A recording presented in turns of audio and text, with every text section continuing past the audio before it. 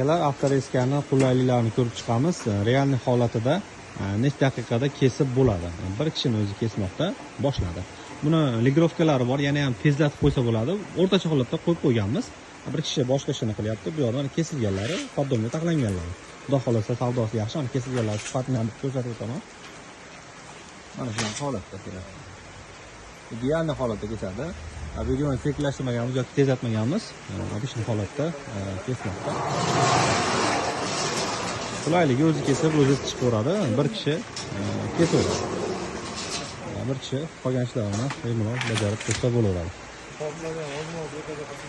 Kesilishlarni o'zi past holatiga kelib, orqaga qaytadi. Agar poddomga tegdi, orqaga qaytishni boshlaydi.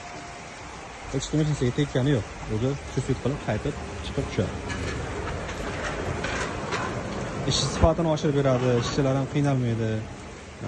Bemalol charchamasdan kesishlari mumkin. Gazobloyning qiyin joylari o'zi kesish jarayoni hisoblanadi. Avtoreskalar bu jarayonni juda ham yengillatib, osonlashtirib beradi. Razmerlari ham juda ham chiroyli kesadi.